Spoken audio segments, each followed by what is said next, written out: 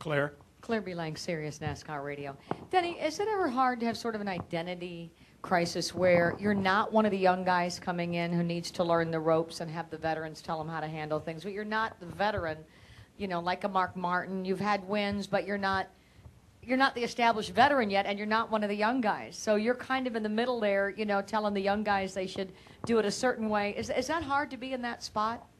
I don't think so. I mean, I've learned the hard way. I've gotten, you know, Mark Martin, he took me out my rookie year at Martinsville, and you know, I talked to him afterwards, and he says, well, you know, you raced me hard, so I took you out. You know, it's and you know, since then I've communicated through text message, phone calls to most of my competitors, and I says, what do you expect from me as a competitor? I want to know, you know, when we catch each other in traffic, you know, what do you expect of me? You know, hey, if I catch you from a straightaway back, I expect you to let me by. If not, then race me for it. And I think that's important for young guys, and you know, they can either learn the hard way, or they can, you know, go out and try to find out themselves by reaching out to the veterans and figuring it out. Because it saves you a lot of equipment, and it saves you a lot of headache and heartache in the long run. So I think that's why my rookie year went as smooth as it did, is because I really didn't ruffle any feathers. After that Martinsville incident, which was 6 races into the season, I had no issues with no one. I didn't get in any wrecks with anyone, and everyone showed me a lot of respect, like I'd been in the sport for a lot of years, because I'd earned it the 7 races prior to that in '05, and then that one incident that I had where I was a little aggressive with one. I figured out, hey, I need to back it down and learn my place here. Because hopefully, you know, if you're a young guy and you're coming in, you got a lot of talent, you'll be in the sport for many, many years, and it's better to get that stuff behind you instead of, you know, keep making it worse in the future.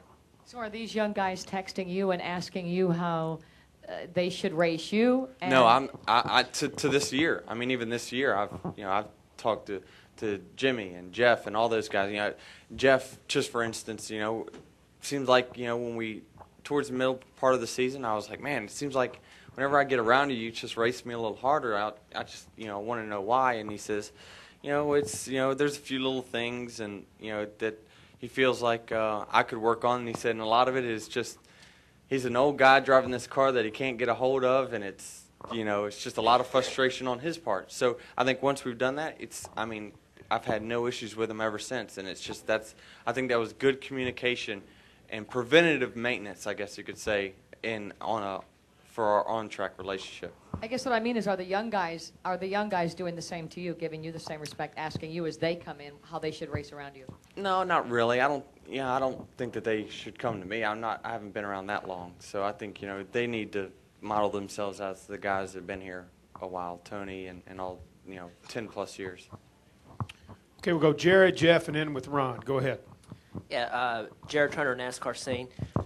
2 questions, Danny. The first question is, do you recall another time or race in your career where you beat yourself up as much as you did last week? And secondly, is it harder to move on when someone takes you out, or you know, maybe take yourself out? It's a split. It's tougher when you make the mistake, I think. You know, when someone gets loose underneath of you and takes you out, you know, that stuff just kind of happens. But I think every race car driver expects themselves to be the best at all times and not make mistakes. And when you do make a dumb mistake, then that's when we beat ourselves up probably the worst. And so, you know, in past, have I felt that way or felt like I've made a mistake like that before? I don't think so. Not considering, you know, where we're at. Maybe I did when we were running 15th and I was just frustrated on a bad day, but not, you know, not a race where I wasn't content to finish second.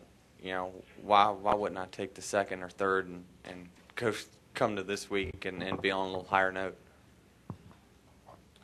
Jeff, and then I believe it was Ron. Go ahead. 2 more. Jeff Foote of RacingToday.com. Denny, your Nationwide teammate Joey Logano last week after the Nationwide race, I guess his dad had a little incident following the race with another competitor, maybe trying to defend his son. your parents were very supportive of you coming up through the ranks. Can you ever recall an incident like that? And is it kind of one of those things where maybe at times you want to tell your parents, just let you fight your own battles? Or what's your thoughts on that? Yeah, I mean, I think a little bit of it is that my parents have. I've never had an issue like that. The only time I can remember, just kind of give you a little story, was that actually me and one of my best friends now, Jason White, drives in the truck series. His dad and my dad, we were arch rivals in go-karts, and I remember we got into it on the racetrack, and next thing you know, my dad and his dad about went to punches, trying to, kind of being the soccer parents, at a 10-year-old's go-kart race. But that was the only time my parents have really gotten into a skirmish with anyone else, whether it be a competitor or another parent. But I think it's just, Joey's parents have been so involved in his career coming up to this point. They're just proud of their son and want to stick up for him. So I don't know. Mine were a lot like that, I guess, the first year or so. But I think they've just kind of got used to how things go now. So I'm not really like that anymore. Final question, Ron. Around the Masters, ONMC. Denny, your performance has been solid all year, but you seem to have not had the best luck. What you're trying to improve over these last 5 races of the Chase? Is it more performance? Or is there any way you can improve your luck? Well, our luck has been okay, as far as, there's some things that we've been unlucky. Kansas, we were going to win the race. We were the only car. We were running third. We were going to make it on fuel before we had that debris caution. And, I don't think the 14, 16 couldn't make it. And, that changed the complexity of the race. That would have been nice to get that win. And maybe it would have put less pressure on me going into California, and maybe I wouldn't have had that issue at California. Instead, I had a 5th place at Kansas where I felt like I could have won. But instead, all those things kind of build up, I guess you could say, on the luck side. But, you just got to make your own luck and make sure you do preventative maintenance, whether it be on the race car or damage control in your head, and making sure that you don't make any mistakes on the racetrack. So, our performance has been good, and if we just finish the way we're capable, we're still in the championship hunt. But unfortunately, a mistake took us out of that temporarily.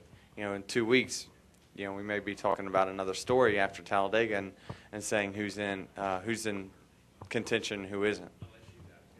Denny, thanks so much, and good luck this weekend. All right.